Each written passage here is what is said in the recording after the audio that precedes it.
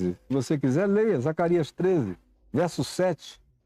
Está dito: ferirei o pastor, e as ovelhas do rebanho ficarão dispersas.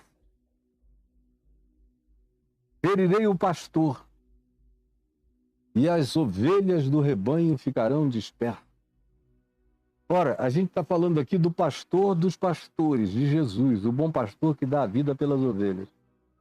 Mesmo em relação ao bom pastor que dá a vida pelas ovelhas, e mesmo considerando esses discípulos que tinham andado 3 anos e meio com ele, ouvindo coisas que Jesus disse que reis, sábios e profetas desejaram ouvir e ver, e não viram, e vós ouvis e vedes, mas nem assim internalizais, por causa do negacionismo e do bloqueio cognitivo. E eles se escandalizaram. Agora imagina aqui entre nós, discípulos que nunca aprenderam a disciplina do Evangelho, que nunca de fato conheceram o Jesus dos Evangelhos, que tem um flerte com o Jesus da igreja, que é um ente deformado, fabricado, frankensteinianizado, com pedaços de doutrina sobre Cristo aqui e ali. É uma construção artificial, o Cristo da religião. E hoje em dia, inclusive, mal é mencionado, apesar de já ser frankensteinianizado. E toda a ênfase recai nos heróis em quadrinhos da Bíblia, nos heróis que abrem mares, que param rios, que dão uma ordem para o sol, e tudo isso, historinha de flanelógrafo de escola dominical, que é o que o pessoal gosta dessa coisinha. Mas nada que tenha a ver com as entranhas, com os intestinos, com as dinâmicas profundas do coração, com a alma, com o ventrículo superior esquerdo do coração, onde o sangue é mais bem oxigenado. Não, quase nenhuma interiorização ainda, tudo muito da cara para fora, amores muito externos, admirações muito externas, muito fãs de Jesus ainda, muito fãs de Jesus, e o fã se escandaliza.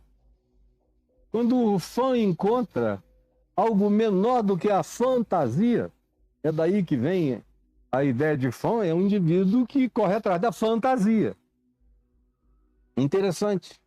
Ele é apenas um ser da miragem da fantasia. Quando ele encara a realidade, ele se escandaliza. E nos nossos dias, então, onde tudo o que existe é razão suficiente e objetiva para que as pessoas se escandalizem, porque é tudo uma grande mentira e barbaridade, aí é que as pessoas entram por uma porta e saem pela outra, porque não tem nenhuma motivação para prosseguir nem para ficar, porque é tudo praticamente fantasia, miragem e cenografia e palco. Não tem verdade, não tem concreção, não tem nada que lhes tenha mudado a mente e o coração. Então, nesse caso, quando o pastor é ferido, mesmo o bom pastor, que dá a vida pelas ovelhas, as ovelhas tendem a se dispersar, a perder aquele centro referencial. Aí, ai meu Deus, eu aprendia tudo com ele, muito com ele, e agora olha o que aconteceu. Ele está aí preso, espancado, impotente, subjugado, sem manifestar poder nenhum, irreconhecível. Ele era o cara que apaziguava ventos e ondas, assoviava para os ventos e eles paravam, multiplicava pães e peixes, transformava água em vinho, ressuscitava os mortos, curava os leprosos, fazia crescer membros onde não havia membros. Quem chegasse perto dele recebia a sua graça de saúde e libertação mental e espiritual, e agora está aí ele, manietado, apanhado, subjugado, levado, escanteado de todos os modos, partido, nariz quebrado, boca ferida, mãos arrebentadas, sangrando para todo lado, sem nenhum gesto de reação vitoriosa. Jesus disse: vocês? Eu estou dizendo. E Jesus ainda preveniu, poucos minutos antes: eu estou dizendo isso antes, para que quando aconteça, vocês não se escandalizem. Mas Jesus está vendo o tempo todo que o que ele dizia não ficava, passava, mas não penetrava, não botava raiz, não tinha carnegão no íntimo deles. Por isso ele sabe que o que vai acontecer com ele vai escandalizar todos os discípulos. Ferirei o pastor, Zacarias 13:7, e as ovelhas do rebanho ficarão dispersas. Dispersar-se-ão. Mas, depois da minha ressurreição, ele já vinha dizendo, olha, tu não termina na cruz, tem a ressurreição, mas eles não ouviam. Eu bloqueio. Mas depois da minha ressurreição, irei adiante de vós para a Galiléia. Também foi algo que eles ouviram e que Jesus teve que repetir depois, outra vez, a eles. Quando se manifesta, e a gente vai ver mais adiante, no capítulo 28, no verso 16, quando Jesus ressuscitado dizei aos meus discípulos, na versão de Marcos, dizia a Pedro, que se dirijam a Galiléia e lá me verão, conforme eu tinha dito, porque até isso tinha sido esquecido. Quando a gente tem um bloqueio cognitivo, negacionista na mente, não existe informação, nem verdade, nem repetição, nem significação que se plante de maneira definitiva em nós. Tudo é passageiro, tudo está sendo soprado de um lado para o outro, a brisa leva, qualquer vento de doutrina, de novidade, qualquer aparição de um dizer novo, um mover novo, uma expectação nova, faz o cara já sair correndo atrás, igual uma criança, correndo atrás de um balão, de um pirulito, de uma pipa, enganado sempre, nunca cresce, nunca vira gente adulta. São essas ovelhas que não ganham raiz em si mesmas e que não deixam a palavra aprofundar-se nelas de modo que ponha uma ancoragem de fé inarrancável no coração delas. Disse-lhe Pedro, depois que Jesus disse essas coisas, ainda, Senhor, preste atenção em mim, hein? Pedro tem essa coisa aqui de dizer, olha aqui, preste atenção em mim. Viu, Jesus? Ainda que venhas a ser tropeço para todos, aqui, não sei qual é o tropeço, mas ainda que tu venhas a ser tropeço para todos, nunca o serás, todavia, para mim. É o Pedrão. Eu não ponho a mão no fogo por ninguém aqui. Agora, eu sei que eu falo por mim mesmo. E falando por mim mesmo, não tem nada que me afaste. Nada que mude o meu olhar. Nada que me faça descrer. Nada que me escandalize, nada que me frustre. Nada que me ponha em medo. Nada que me faça correr. Nada que crie em mim um espírito de desertor. Absolutamente nada. Eu não. Eu pode até falar dos outros, mas me inclua fora dessa. Diz Pedro. Eu não. Nunca serei eu. Aí Jesus olha para ele, fica olhando para ele e replicou e disse, em verdade, digo a ti, com toda essa tua convicção, te digo que nesta noite, hoje, daqui a pouco, nesta noite, antes que o galo cante, antes que se ouça o primeiro canto do galo, eu não sei exatamente a hora em que o galo cantou lá, nas imediações da casa de Caifás, onde Pedro estava quando o galo cantou. Mas eu sei que aqui na minha casa, aqui em volta, tem galo que começa a cantar meia-noite, meia-noite e meia, 1h. Eles dormem cedo, começam a acordar cedo. Tem um galo aqui perto, às vezes meia-noite e meia ele está lá cantando intensamente. Foi algo semelhante ao que aconteceu no meio da noite. Disse-lhe Jesus, em verdade te digo que nesta noite, antes que o galo cante, tu me negarás 3 vezes. Antes que o galo cante, tu me negarás 3 vezes. E depois da 3ª vez, o galo vai cantar como uma sonoplastia da tua negação. Pode ser que tu que não ouviste a minha voz até o dia de hoje, nunca mais te esqueças do eco do canto do galo. Te lembrando as minhas palavras e as tuas assertividades de impulso, fruto da tua pusilanimidade, da tua sanguineidade, dos teus ímpetos, das tuas subtezas, dos teus promptings, porque você está sempre pulando na frente, achando que você é mais do que todo mundo. Pelo menos essa é a sua vontade, que com você seja diferente, mas eu digo, infelizmente, não é. Disse-lhe então Pedro. Pedro nunca para, não é? É preciso que Jesus chegue e diz, arreda, Satanás, para o cara levar um susto. Porque do contrário, ele sempre tem um replicar.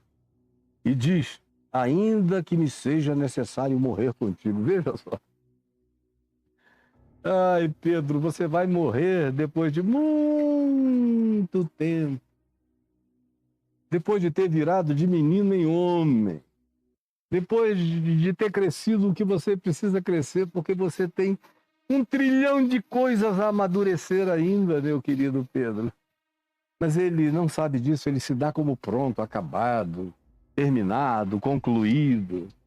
Ainda que me seja necessário morrer contigo, de nenhum modo te negarei. Meu Deus, isso é muito sério. Isso é coisa para a gente nunca dizer. Se chegar esse dia, essa hora, isso é coisa para a gente silenciosamente decidir fazer. Mas nunca prometer. Porque esse é o tipo de voto que nem eu, nem Pedro, nem você e nem ninguém tem poder de cumprir por si mesmo. Encarar esse momento do inferno chegando. A única coisa sensata é orar. Todos vós vos escandalizareis comigo. A única coisa é dizer, Senhor, tem compaixão de mim, me ajuda a me enxergar. E nesse momento escuro, nessa noite escura, indizível, me ajuda a resistir. Porque eu conheço a minha própria fraqueza, eu conheço as minhas próprias vacilações. Não é hora para nenhuma assertividade, asseveração, promessa, voto e estabelecimento de que aconteça o que aconteça com o resto da fraternidade da fé, mas eu sou diferente dos demais. Não é não. Ninguém é diferente dos demais. Tem apenas alguns que andam com mais cautela, prudência, quebrantamento, humildade e um coração mais reconhecedor da sua fragilidade. Quanto mais eu reconheço a minha fragilidade, menos chance eu tenho de cair naquilo que seria naturalmente o lugar da minha queda. Por isso que se diz, aquele que está em pé, cuide para que não caia. E nunca se deve dizer isso, nem após Jesus dizer, vocês são frágeis e todos vocês vão fugir e se escandalizar, não tenho o que argumentar, só tenho que pedir de misericórdia. É fato que eu sou escandalizável, que eu nunca levei até as últimas consequências, nunca experimentei até os estertores da vida e da morte, a minha fidelidade e o meu compromisso contigo. Então, eu mesmo não me conheço nos limites mais horrorosos do sofrimento. Então, me fortalece, porque quando eu sou fraco, diz Paulo, então é que eu sou forte.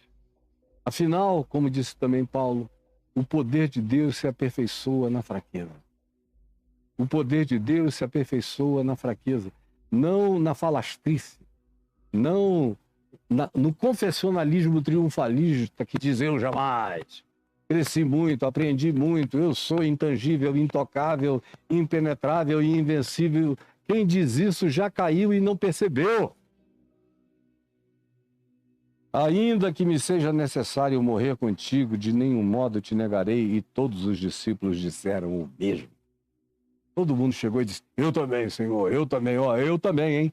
Eu também, hein? Eu também. E não ficou ninguém. Eu quero deixar com você essa reflexão singela, simples, carinhosa, humana, humilde, quebrantada, mostrando que o potencial que a gente tem de se escandalizar em Cristo, com o Evangelho, as frustrações relativas a Jesus são muitas. Você queria que a sua mãe fosse curada e ela não foi, aí você se escandaliza de Jesus. Você orou, pediu a Deus um casamento maravilhoso, se casou e deu tudo errado. Você criou filhos com todo o seu amor e colocou-os na presença de Deus e os viu, ouviu alguns deles, ou um deles, quem seja, na adolescência ou na juventude, tomar um caminho totalmente diferente do que você esperava, ou declarar-se em perspectivas de natureza pessoal diferentes de tudo aquilo que você é e imaginava e projetava para eles, e se escandaliza de Jesus e com Jesus. Ou você que estudou tanto, consagrado a Deus e se preservou, vale a pena esperar, vou aguardar a pessoa certa, vou fazer tudo que eu tenho que fazer na prioridade certa, fez tudo corretinho. E aí estudou e nunca conseguiu um bom emprego, se esforçou, nunca foi bem remunerado, buscou criteriosamente um companheiro e uma companheira e deu tudo equivocadamente errado. Tinha expectativas a respeito do pai e da mãe como pessoas fortes, firmes, generosas, conscientes. De repente, um casamento de anos e anos de segurança termina num divórcio que deixa você chocado, frustrado com Jesus, não sei mais se eu creio. Sem falar naqueles que eram pessoas que diziam que tinham fé em Jesus. Hoje em dia a gente vê com uma regularidade trágica na internet. Quase todos são ex-crentes, ex-evangélicos, ex-católicos. São ex do cristianismo. Quando você fala em Jesus, ressurreição, historicidade de Jesus, tem uma quantidade não pequena de ex-crentes que dizem: se isso tudo não fosse mito, era tão maravilhoso se fosse verdade, mas é tudo mito. E eu fico olhando, eu dediquei a minha vida 1 trilhão de vezes mais em estudo, em averiguação, em estudo em loco, em busca de conhecimento, de saberes, de constatações, de verificações, a vida inteira, e continuo crescendo, todo dia aprendendo mais. Aí vem aquele garoto ali, tudo é mito, porque ele viu um carinha falando na internet, botando IA lá, dizendo um monte de coisas que ele nunca tinha ouvido antes, ouviu pela primeira vez, creu naquelas infantilidades faladas com uma argumentação bonitinha, mas sem nenhuma comprovação, e o ignorante engole tudo, um boi de mentiras. Fica com o chifre para fora e diz: é uma pena que tudo isso é mito, e eu fico morrendo de dó. São esses que continuam se escandalizando com Jesus. E tanto mais quanto a gente veja os dias se aproximando de treva cada vez mais densa, mais gente ainda se escandalizará com Jesus. De modo que ninguém tem que ficar assustado de ver que a quantidade de gente que busca ser fiel, comprometida, engajada, humildemente quebrantada no seu andar com Cristo Jesus, que crê, mas não fica com triunfalismos, que sabe que ele está vivo, mas não fica gritando isso como obrigação para ninguém crer, porque se o Espírito de Cristo não revelar a Cristo, quem é que sozinho chegará lá, perceberá isto? Então eu peço a você, que especialmente já veio carregado de tantas certezas, que hoje você viu que não conseguiu bancar. Eu estou especialmente falando com os ex, com quem diz: eu já tive tanta fé, não tenho mais. Você nunca teve fé, você teve crenças. Você teve vernizes na epiderme, na casca, na tintura, mas não teve no âmago. Nada se embrenhou em você. Você pensava que era, mas nunca foi. Você só confundiu arrogâncias com fé. Você ouvia um monte de arrogantes que nunca creram em nada, gritando como se crescem em tudo. Eles são os primeiros a desertarem e o resto vai atrás. Isso quando tem causa de choque. Agora, aqui é Jesus que está dizendo: eu sou o pastor, serei ferido e as ovelhas serão dispersas, vocês todos. Até quando o pastor é bom, você perde uma referência, não sabe para onde caminhar, porque ainda não aprendeu a andar por si mesmo, crendo nele, com a visão certa dele, sabendo o que é o evangelho dele e o que é a construção humana que foi dada para você crer como fã em fantasia. Todos vós vos escandalizareis comigo. E eu estou dizendo isso a você antes que aconteça. Porque tem muita gente aqui que se acha inescandalizável, mas que é totalmente escandalizável, que pensa que creu, mas a raiz não penetrou fundo.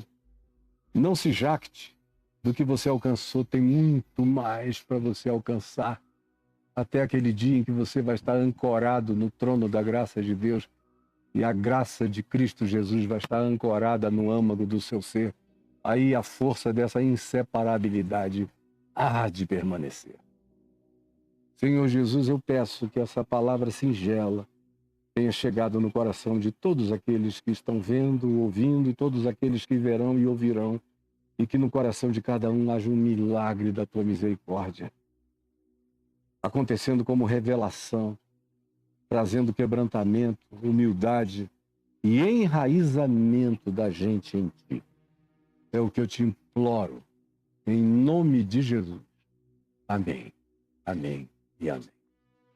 Olha só, gente boa de Deus, eu hoje só quero falar sobre uma coisa.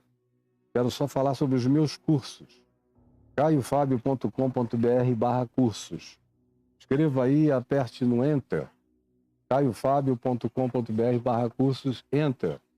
Aí tem todos os cursos. Atrás de cada banner desse tem uma fala minha em vídeo de 2 ou 3 minutos explicando o que eu vou entregar a você. E é só você clicar e pedir. Tem gente do lado de lá esperando você. Esse, por exemplo, é o curso sobre medo. 10 das principais e mais paralisantes formas de medo. Paralisam a vida da gente. Chega aí, pegue o seu, tá bom? E, sobretudo, eu estou dando ênfase no meu curso O Poder dos Salmos, que está aí disponível para você no caiofabio.com.br/cursos. É só você chegar e dizer, eu quero o meu, eu quero o meu. Eu fiquei sabendo de gente que já comprou as centenas. Eu já cheguei até o Salmo 91. Cada salmo está dividido em 4, 5, 6, 7, 8 subgrupos. Então você imagina, tem gente que já pegou 700 e levou para casa e está assistindo e está dizendo, tem mais? Tem, eu estou gravando, você vai receber tudo. Como eu disse, vai passar de 1000, vai para 1000 e tantos. Mas você vai ter 15, 18, 20 minutos no máximo de salmos interpretados segundo Jesus, a chave hermenêutica, para alimentar sua alma todo dia, para bombar você com a alegria do Espírito de Cristo.